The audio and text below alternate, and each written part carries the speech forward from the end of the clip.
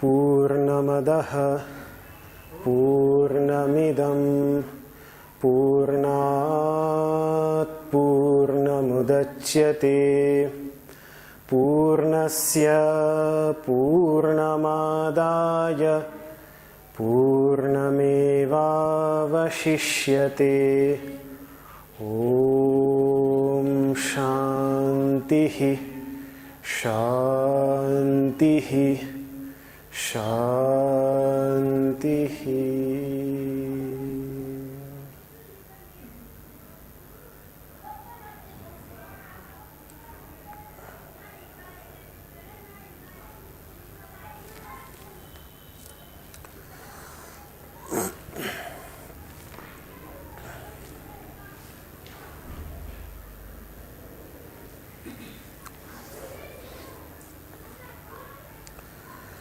So we are starting a new class today on the Upanishads. Some study material, additional study material, I have uploaded to the internet, which can be downloaded. There are some PDF files and DJVU files. Sorry?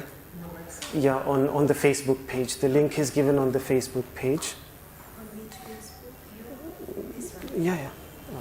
On the Facebook page of this center. The first one is Dr. S. Radhakrishnan's commentary of the Ishavasya Upanishad, the text that we are about to study. He was the second president of India. And his commentary and his translation and commentary on the Upanishads is very universal in its approach. It draws from different wisdom traditions, from Sufi traditions, Christian Gnostic traditions, Buddhist meditative traditions. So his commentary is a very beautiful commentary. Then the second book that I uploaded is an English translation of Shankaracharya's commentary. Shankaracharya was a great mystic and a great reformer in India who walked from Kerala to Kashmir on foot around 1300 years ago, reforming the understanding of the Vedic way of life. He has a tremendous impact on Hinduism in general. It wouldn't be an exaggeration to say that he's one of the greatest thinkers, mystics, philosophers, and sages of India. He has written commentary on 10 principal Upanishads, a translation of his commentary on the Ishavasya Upanishad. I have uploaded that as well. And then there is a general introduction to the Upanishads, the philosophy of the Upanishads, also by Dr. S. Radhakrishnan, a very good book, which gives a comprehensive understanding of the philosophy of the Upanishads with the foreword of Rabindranath Tagore, who wrote, who was, I think, the first Nobel Prize winner for literature from India, and who has written the national anthem as well. Even Mahatma Gandhi ji used to call him Gurudev. Mahatma Gandhi ji used to respect him tremendously. And his foreword, even though it is very short, not very long, but it's one of the best pieces of writing on Upanishads that I have read. Really beautiful, deeply insightful. So these 3 books can be, that is what I had in English as additional reading material, which can be downloaded from the internet. Even if you don't continue to be with us here, you can continue your study, as every class is being recorded and will be uploaded on the internet, on YouTube, and the link will be pasted on our Facebook page. At the end of every session, we will have 10 to 15 minutes for question and answers. For those who are studying it through the YouTube, they can ask questions by posting their questions on the Facebook page. And as soon as I see it, I will try to answer it to my best capacity. The books we still haven't got, but for the next class on Saturday, we will have the books available. Today we'll just have a short introduction as to what Upanishad really is. So we won't need the book in itself today. Okay. So first of all, what does the word Upanishad mean? What do we understand by that word? When we use that word, what does it mean? There is a lot hidden in the word itself. First of all, a grammatical analysis of the word tells us that it can be divided into 3 different words: upa, ni, and shad. Upa, which is a prefix, means near to, with. Like when I say upagacchati, gacchati means to go, and upagacchati means to go close, to approach. So upa means close, near. It's a very ancient Indo-European prefix which exists in most Indo-European languages. For example, in Latin it exists, which has come into English in oblige, oblige. This word from obligere, the Latin ob, that upa becomes ob in Latin, or obligate, that ob. So upa means to get close, to be near, and then ni, the second word, ni means in.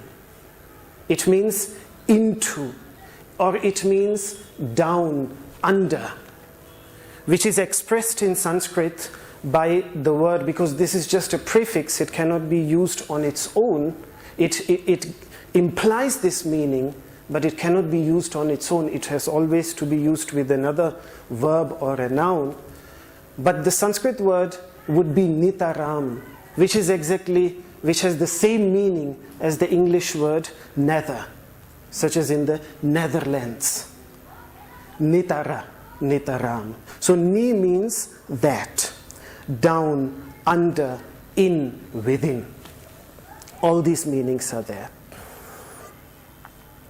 Then this third word, which is the root, these two are the prefixes, and the root is shat.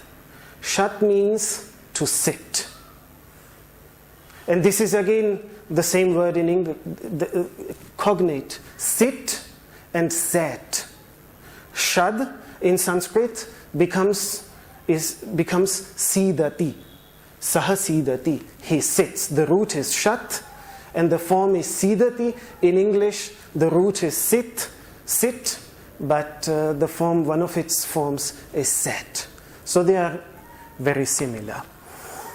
So Upanishad, very literally, just looking at it grammatically, means to sit down near. That's what it means. To sit down, ni down, and upa near. This is what is the very literal meaning of the word. Near what? That's the question that is not being answered by this.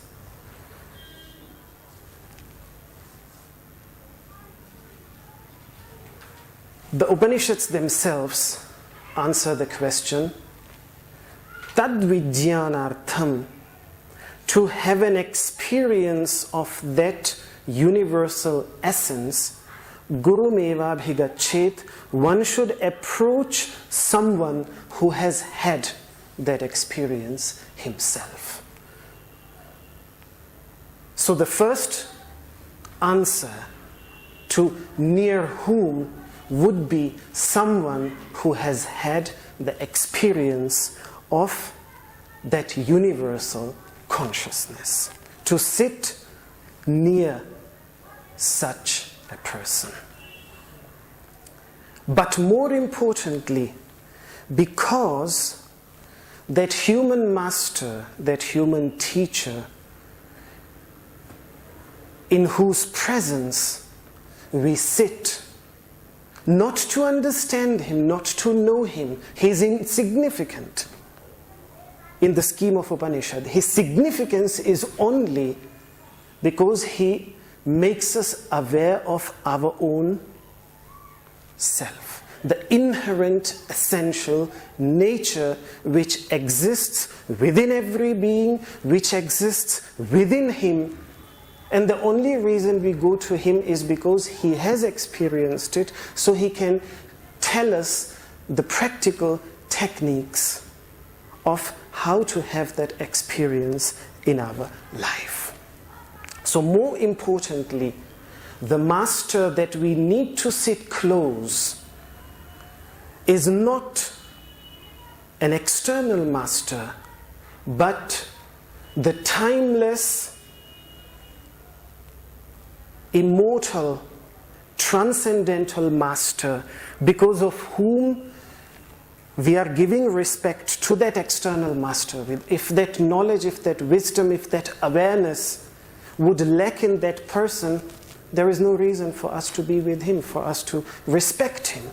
And that timeless presence is within us as well. So ultimately, it is about sitting close to that inner master to which Patanjali refers in the Yoga Sutra, that timeless master is also the master of the ancient living masters, because that is the only master which is not limited by time and space, that is present within every human being. So ultimately, Upanishad is a path. These teachings, they describe a path to sit close, to get closer to that inner master. And in that sense, Upanishad means exactly the same thing as the word asana. Because the final definition of the word asana given by the first master of the Hatha Yoga tradition, when Hatha Yoga tradition became a very distinct tradition in the 9th or 10th century, different from Raja Yoga due to its emphasis on a very practical approach, asana, pranayama, and the various mudras which the Hatha Yoga Pradipika mentions.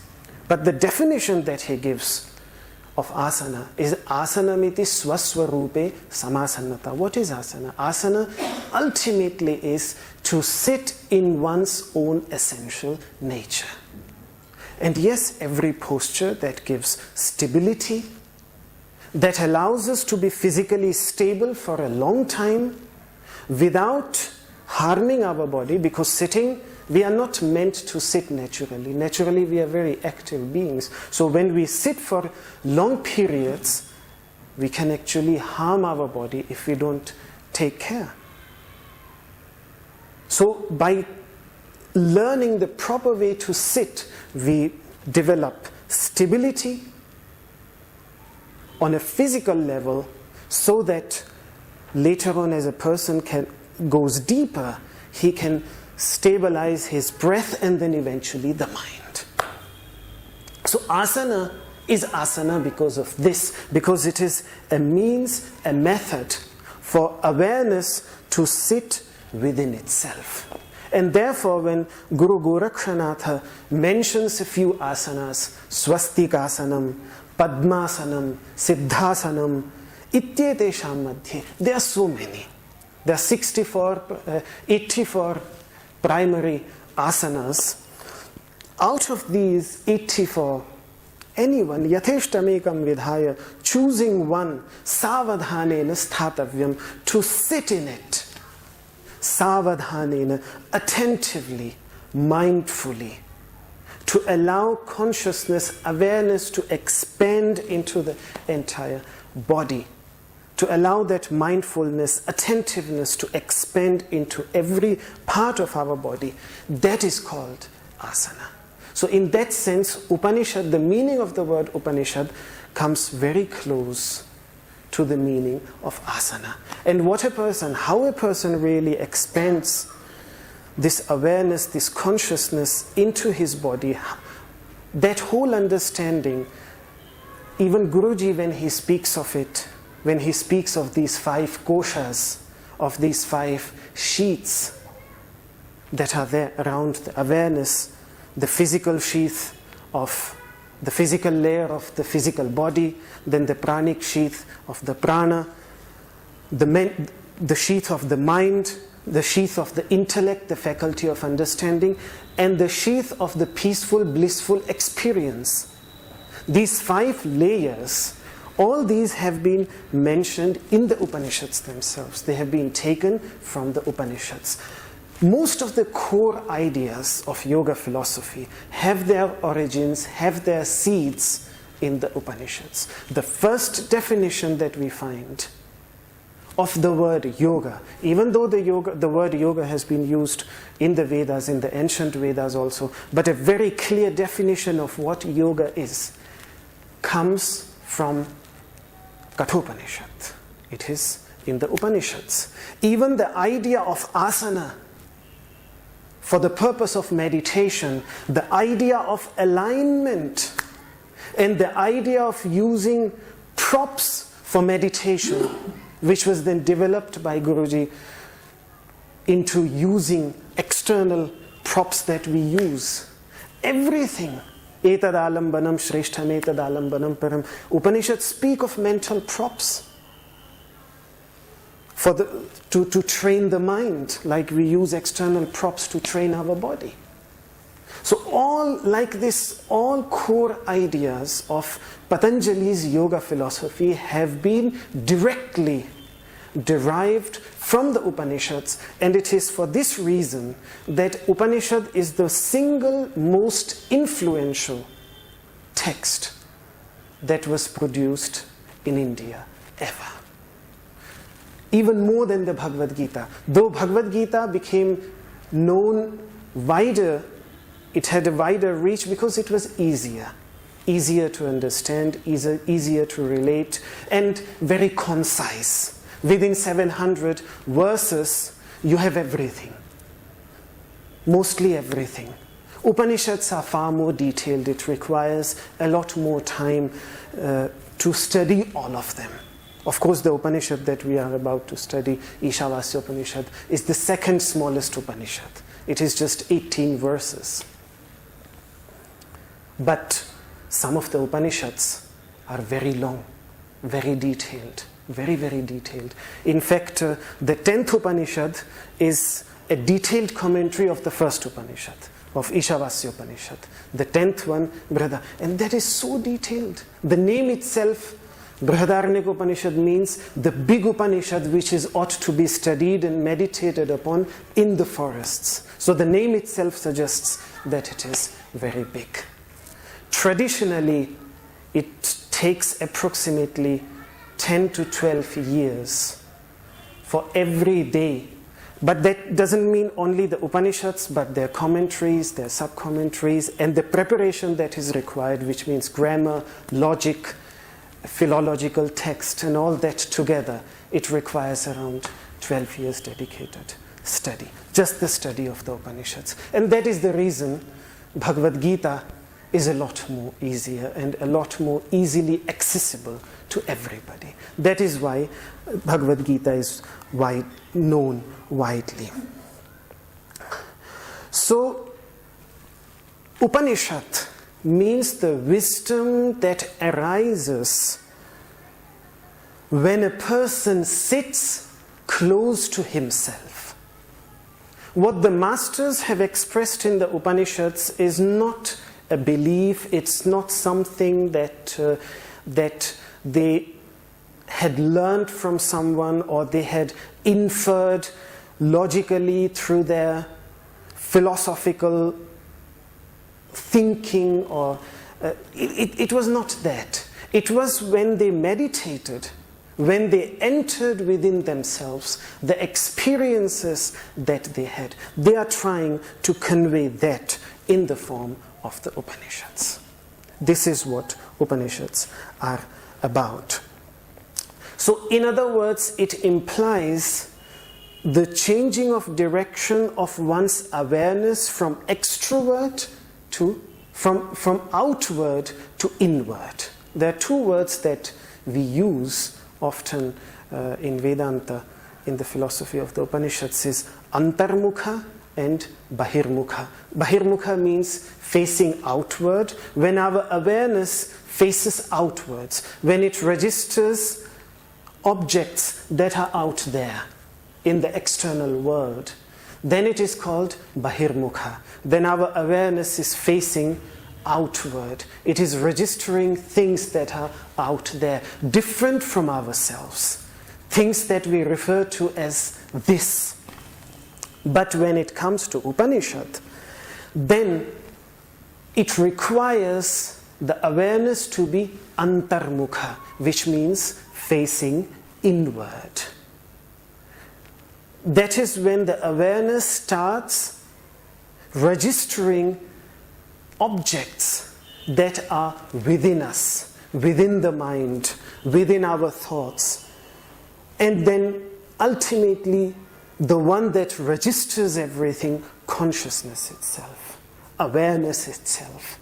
That is the holy grail of the Upanishadic masters. That is what they attempt to make sense of. That is their greatest mystery. That is what they want to understand and experience. So it is about developing a centripetal tendency, which means centripetal literally means seeking the center, in which a person seeks the center, rather than centrifugal, in which a person is fleeing away from the center, running away from the inner center, but coming back to the inner center. This is a very basic, literal meaning of the word Upanishad. Now, Panini, this 6th century BC great grammarian of India, on whose text Patanjali, the father of yoga, has written a detailed commentary in the 2nd century BC, he tells us that the root shad in Upanishad, the root shad, has 3 different meanings. It does not only mean to sit, it has also some more meanings. So let us look at those meanings also, which will help us to understand the meaning of the word Upanishad even a little bit deeper, and will help us to understand and get an idea how Sanskrit words contain so much information within themselves. They are literally packed with information, knowledge, and wisdom. They are not just words, but when you open these words, there is a lot hidden within these words themselves. And that is something which is very difficult to translate into English in a few words. You will have to explain that in many words. In Sanskrit, it can be said in one word, like it's like E is equal to mc squared, which does not mean anything to someone who has no background understanding of physics. But once he has that understanding, then these 2-3 letters become so potent, and they can tell us about some of the deepest secrets of this universe. These 2-3 letters made Einstein what he was, one of the greatest scientists that ever was. And similarly, Sanskrit words, in a way, can be treated similarly, because they also contain a lot more than seems on the face of it. So, Shadri, the root shad, has 3 additional meanings. The first one is Visharana. Visharana means to loosen, to open. If something is bound very tightly, then to open it, to loosen it, to make it a little bit loose. That is what Visharana means. This is the second meaning. The third meaning is also to go. And again in Sanskrit grammar, every root that means to go also means to understand, to comprehend, to know. So that meaning is also there, to know, to understand. And the fourth, the last meaning is avasadana, which means destruction. Shad also means to destroy. So it means to sit, it means to loosen, to make loose, it means to go, to lead, it means to understand, and it means also to destroy. Now all these meanings can be applied to the word Upanishad. First of all, to loosen, that wisdom which loosens the bondage created by ignorance, by our limited understanding, by broadening our horizons about the nature of reality and the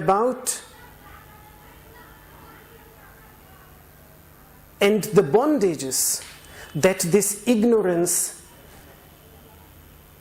inflicts upon us, this limited sense of identity, the strong ego, I versus the rest of the universe, in which I'm just worried about myself and let everything else go to hell, I don't care.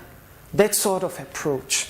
And then raga, selfish attachment, to cling to things only that are pleasurable and not to be concerned about anything else, always just clinging to things that are pleasurable, which then in itself is nothing harmful but leads to hatred, dvesha, because if something does not give pleasure to us, then we hate it, or if something stops us from acquiring that pleasurable object, then we start to hate that. And where there is hatred, there is fear. So ignorance causes this bondage through these effects: ego, selfish attachment, hatred, and fear. So Upanishads outline a path by which, first of all, the bondage created by ignorance and by its concomitants, by its effects, by making them less potent. And we can look at this with Patanjali's teaching when he speaks of Kriya Yoga. In the beginning of the 2nd chapter of his Yoga Sutra, he speaks of Kriya Yoga, yoga in action, which means various things. One of its meanings, one of the practices that it includes is swadhyaya, studying about the self. This is one of the techniques. Studying about one's own self, not about anything else, but about one's own self, about the very core of our being. And then he says, why should we do it? Samadhi bhavanartha, so that we develop a meditative tendency in our life, and klesha tanukaranarthascha, to attenuate, to loosen, to make their strength less of these kleshas, of these fundamental causes of suffering. That is the first thing that a person needs to do. So Upanishads do that. When we study them and when we know more about ourselves and when we practice the practices that they have described, first of all, these bondages, they become the knots, they become loose. They start to loosen. There are three types of bondages. I will not get into that discussion now. Upanishad simply means the wisdom which loosens the bondage that is there on our awareness, on our understanding. That is one meaning. The second meaning that I gave was to lead, to take, to go. That which leads us, which leads our awareness to the core of our being. That which leads us there. That is also what Upanishad means. And then avasadhana, the third meaning of shad, which means to destroy, to completely annihilate. What does light do to darkness? It completely annihilates it. It completely destroys it. Where there is light, there cannot be any darkness. That is what light does. And this is that light of wisdom in which the darkness of ignorance cannot remain. It completely destroys it. And once the cause has been destroyed, the idea is once the cause has been destroyed, then the effects also slowly and slowly start to wither away. So this is also one of the meanings of the word Upanishad. Often the word Upanishad is also used in the Vedic literature when the master wants to convey a secret teaching, a secret doctrine, a mystery, a mystical or esoteric teaching, a parable, a metaphor, like Christ in his New Testament.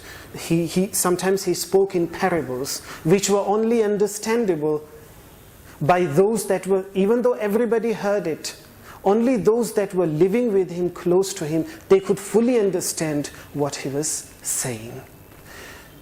The ancient Vedas, the Rig Veda, Yajur Veda, Sama Veda, Atharva Veda, the original core texts of Indian spirituality are ninyavachamsi, are hidden teachings. If you read a translation, they look very childish. And that is what Rabindranath Tagore explains beautifully in his Why They Look Childish. And this is the reason. Because you need the key to open their meaning, the key to their symbols that they are using. They are poetry. These great ancient Vedic rishis were kavi, they were great poets. And a poet uses symbolical terminology, and someone who is not acquainted with, who does not understand that symbolical terminology, he finds it very difficult to understand what is being conveyed.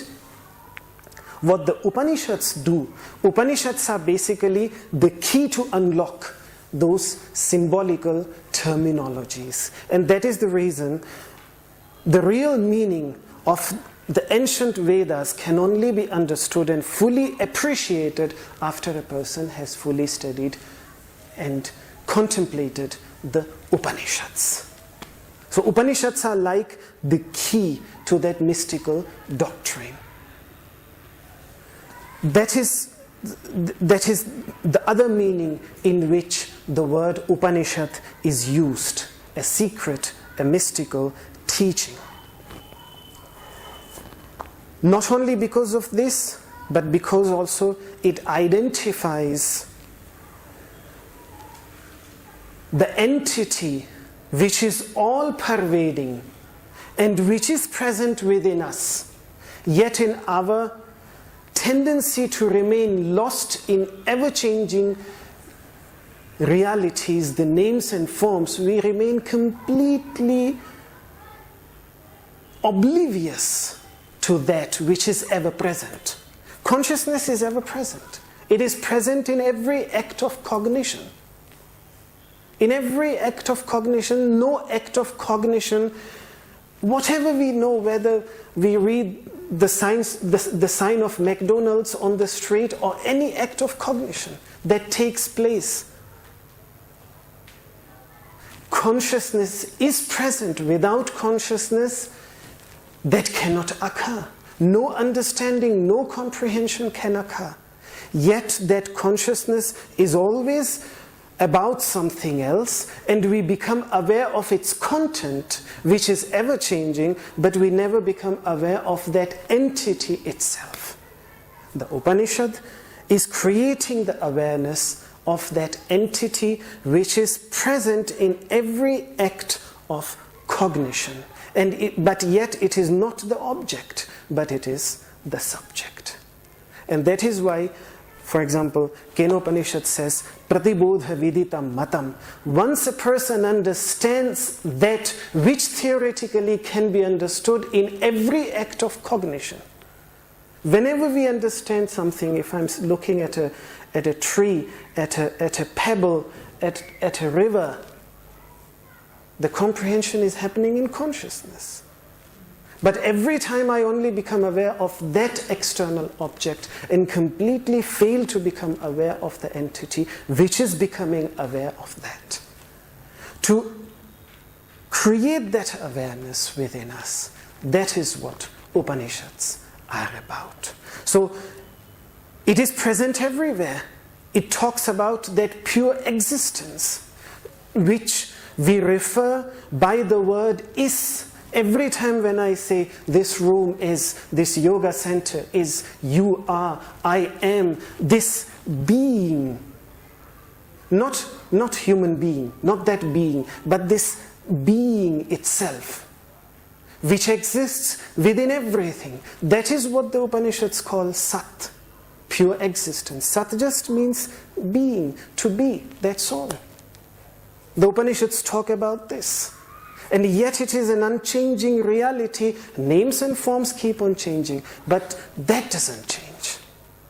So to make us aware of that, that is what the Upanishads do. And that is a secret.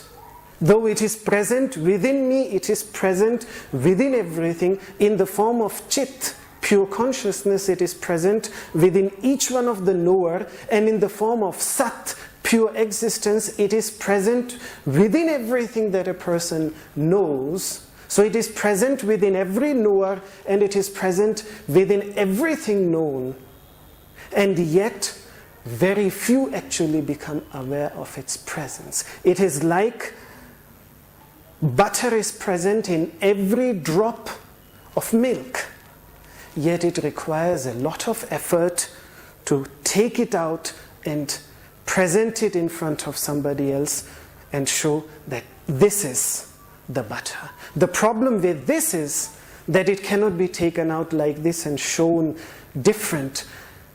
We will come back to this discussion. The Upanishads say it cannot be understood as this. The only way that it can be understood is it can be understood as I as the very core of one's being. We will come back to that discussion. But what Upanishad means, it is the secret teaching of that mystical entity which is present at both ends of every act of cognition, of every act of knowing, as the knower and as the known. And yet we remain unaware of it. So why not become aware of it? And when it can give us so much peace and stillness of mind. That is what the Upanishads do to us. Finally, the most beautiful meaning of the word Upanishad, which Shankaracharya himself in his commentary on Chandogya Upanishad, one of the Upanishads, gives to the word Upanishad, is yoga itself. He says, what is Upanishad? Upanishad, yoga. Upanishad is yoga. They are actually synonymous terms. Upanishad is yoga, yoga is Upanishad. They are two different words, but they actually mean the same thing. Focus, attentiveness, mindfulness, meditation, a meditative insight, everything that the word yoga means. Upanishad is just a far more ancient word to designate the same thing what the word yoga means. And this Yadeva Vidyaya Karoti Shraddhaya Upanishada Tadeva Viryavattaram Bhavati. This is a beautiful mantra from the Chandogya Upanishad, commenting on which Shankaracharya explains that Upanishad is yoga. He says, whatever we do in our life, with understanding, Vidya, the more we understand what we need to do, the better we do it. It's very logical. Yadeva Vidyaya Karoti. Whatever is done with understanding, Shraddhaya, deep dedication, and Upanishada, awareness of that omnipresent entity that becomes most potent, most powerful in one's life. Yadeva Vidyaya Karoti, whatever is done with understanding, each and every asana, if we do it with understanding of its detailed techniques, if we do it with complete dedication, when we cultivate Shraddha, dedication to that, and then Vidya, Upanishad, awareness of awareness itself, which needs to be cultivated in every posture. That is what asana is about.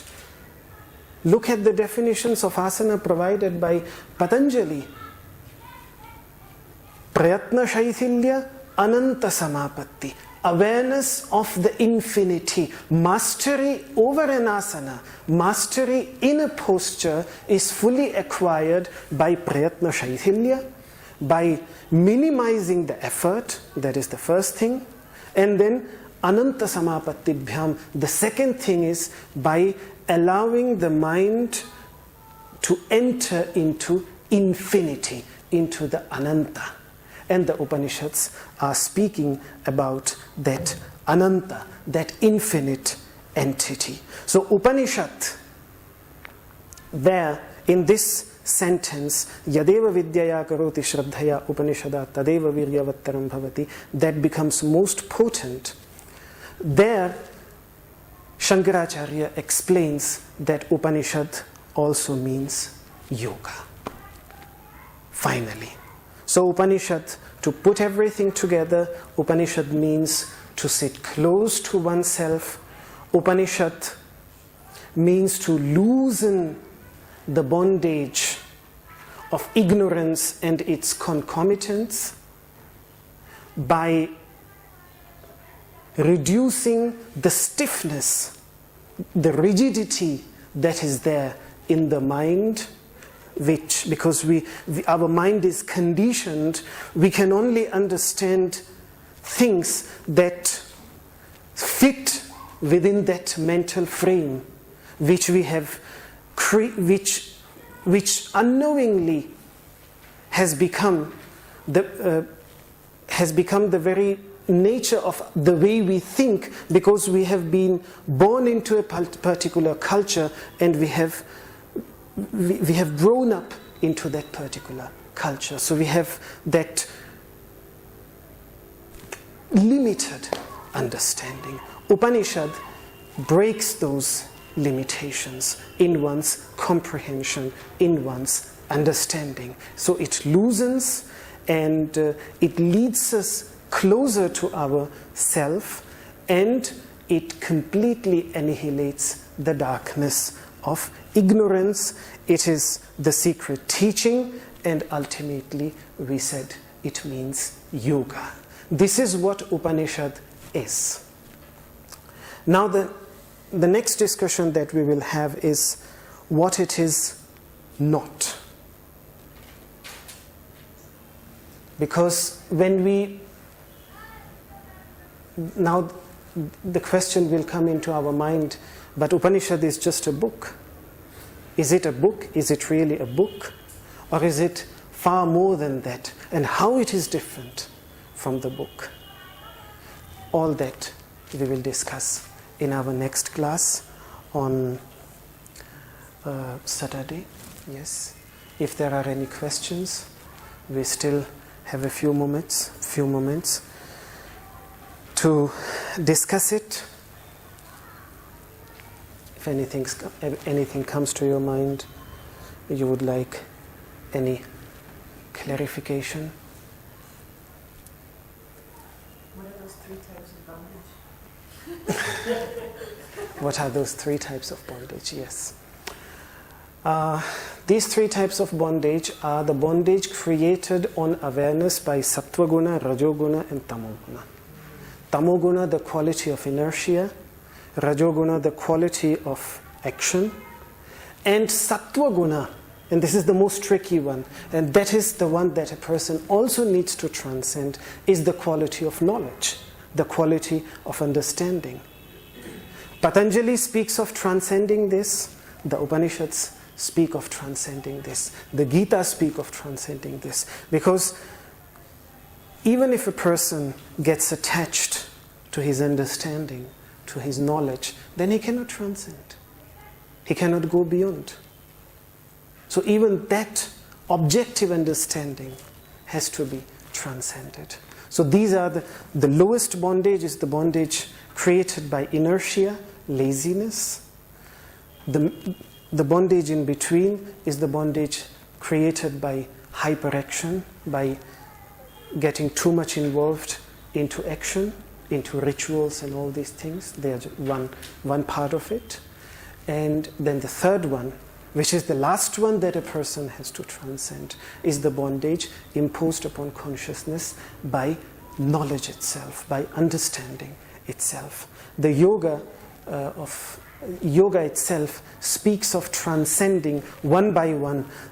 Rajas helps us to transcend tamas, laziness, by cultivating the quality, by strengthening the quality of rajas. We transcend laziness, and then by cultivating knowledge and understanding, we transcend hyperaction. We find that balance. Every technique in yoga, may it be pranayama or even asana, does that. On one side, it's not like running or like other forms of exercise in which there is a lot of action. But it is more, the action of asana is a very specific kind. It is, you are deeply active, yet outward, you are completely stable in a particular posture. Yet deeply, each and every muscle is fully active. So you are avoiding laziness and you are avoiding hyperaction, but you are finding the balance in between. The same thing is about pranayama, the same thing is about the mind. Meditation is not falling asleep. And meditation is also not an agitated, restless state of mind. It is somewhere in between, where neither there is laziness and neither there is agitation. The mind is active, but active in a very different way. Like the muscle is active in a particular posture, the mind is active in that way. All of us have those 3 characteristics in us. All of us. One is more predominant than Yes. the other. That could depend on karma and also the upbringing and conditioning and all of that. Right? Yes, but depending on karma does not mean that it cannot be changed. This always has to be, because karma itself, the whole idea of, many times when you use, well, this is my karma, what can I do? Well, you can make a good karma. Because karma is a karma, it's an action. And you can counteract an action by an action. A lot of people say that, it's like karma. Yeah, but it doesn't work that way. It's not something like fixed, that because it's my karma, there is no way out of it. So that has to be made clear. And secondly, yes, on a physical level, sattva guna is essential. On the mental level also sattva guna is essential. But when the mind itself is completely put to rest, which is the last goal of experience by a yogi, in which the mind itself is completely put to rest, that is the moment when because even all this knowledge, this understanding, the mind is still active. The mind is still working. It is still a work of the mind. The goal of a yogi is to go beyond that as well. So he even puts this completely to rest, with complete awareness. He even transcends that. So there are such prayers, for example, in Rig Veda, there is this beautiful prayer of a child who longs to go back. Pitaram cha drusheyam mataram cha. I want to see my mother and father. And then he prays, Uduttamam, O Lord, please loosen my lowest bondage, loosen the bondage that is in the middle part, and even loosen the higher bondage. Now, there it just seems as if a child wants to meet his parents, is weeping for his parents, and he's asking someone to loosen his 3 bondages. That's all that is there in the Rig Veda. Now, somebody reading a translation of that would think, well, there is nothing special about this. It's just a child weeping for his parents, maybe 3,000, 4,000 years ago, asking for someone to free him from the 3 bondages. But when we understand it through the Upanishads, when we understand it through Patanjali's teachings, we actually understand that the child of the Rig Veda is putting in one mantra the whole journey of a yogi, which is from tamas to sattvika, and then even transcending that sattva guna, transcending attachment to sattva guna as well. So these are the 3 bondages that are there.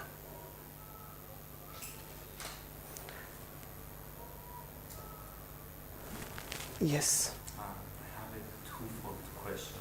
You briefly referred to the use of props, not only for asanas, but for other techniques, whether that might be concentration. Yes, for the purpose of, yes.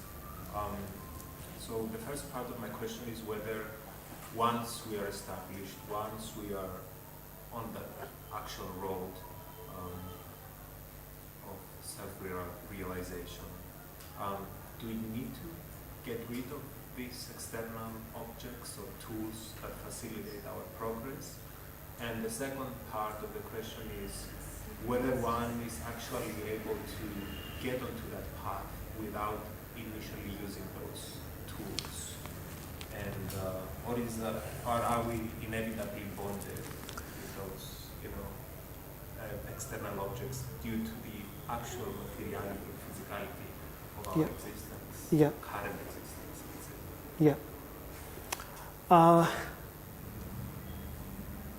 Wherever we find limitations, it is useful to use props. This is very basic in yoga. Why do we use props?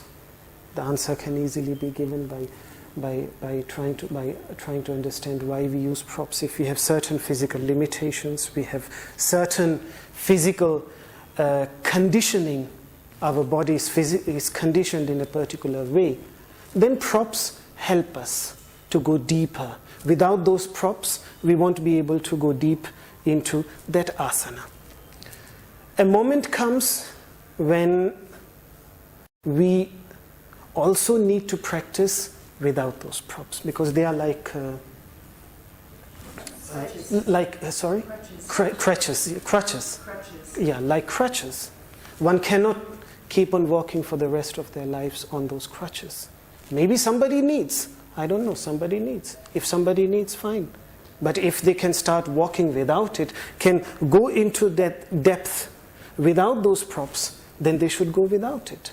That is the first thing. The second thing, what props help That is, I think, why Guruji used to keep on coming back to props, even though being the greatest master of asana, because they allow us to remain for a very long period of time in a particular posture, which without a prop would be very difficult to remain for that long a time.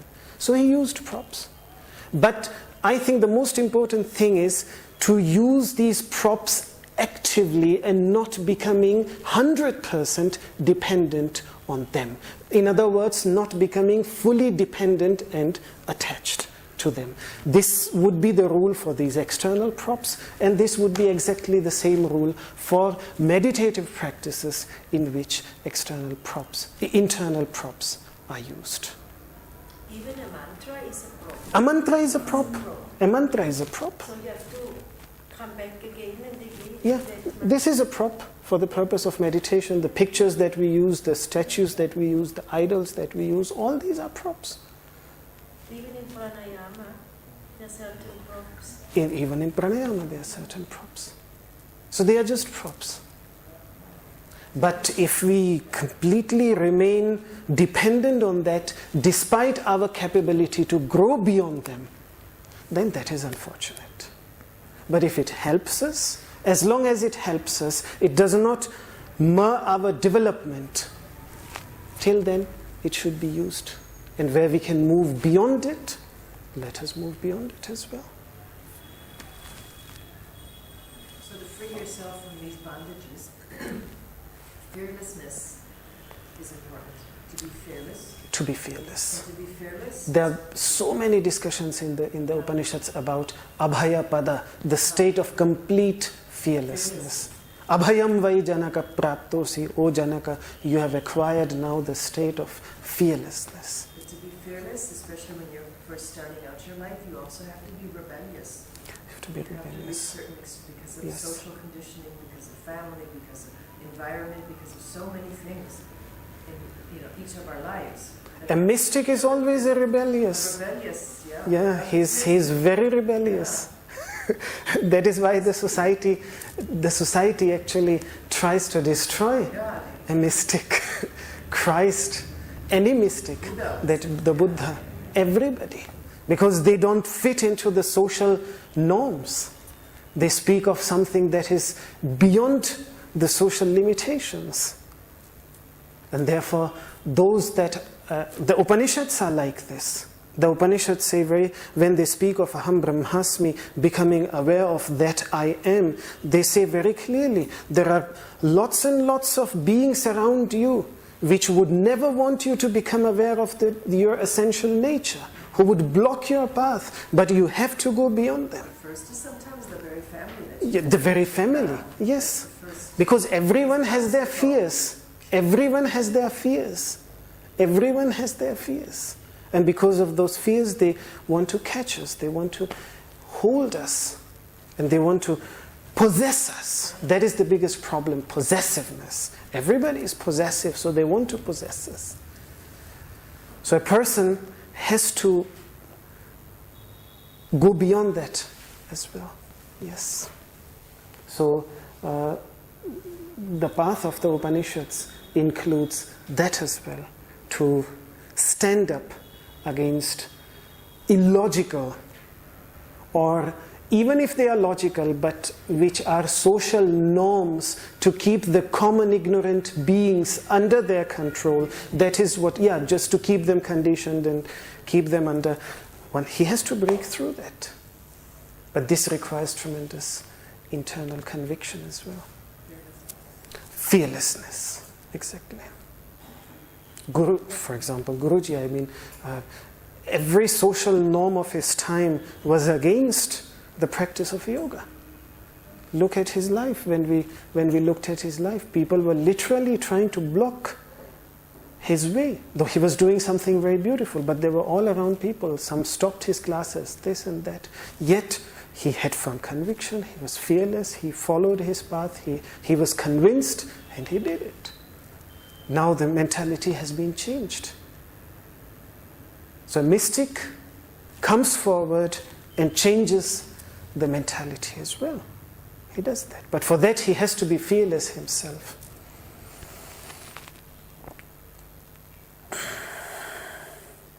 to stand up against the socially approved limiting understanding, conventions. Okay. The time is over, so we will conclude with a short prayer for the well-being of all beings. But if a person is rebellious for selfish motives, then it is dangerous for himself and for the society. Yes, then it is dangerous. But the Upanishads, in their selflessness, they help us to become the proper rebellion, to be rebellious in a proper way. Without harming ourselves and retaining what is useful, helpful, and rejecting what is useless. That is what has to be analyzed. That is what has to be very actively analyzed by an individual. One cannot give lists. Dharma has no list. It has to be very actively analyzed. The child wants to do something that the parent doesn't want, but he knows what his path is and goes. The parent will be a little hurt in the beginning, but then in the long run, if there's love there, there will be understanding. Will be accepting, right? Yeah. So the child needs to know for himself. He has to have that insight. He has to have that understanding. And that comes when a person meditates, contemplates, becomes aware of everything. That is what these practices are about.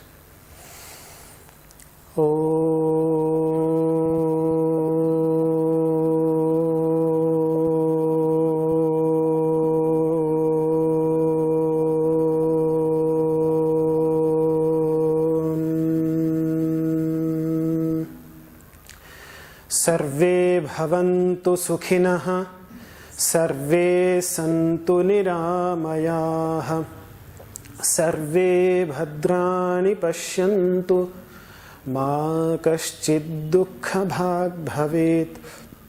Om Shantihi, Shantihi, Shantihi.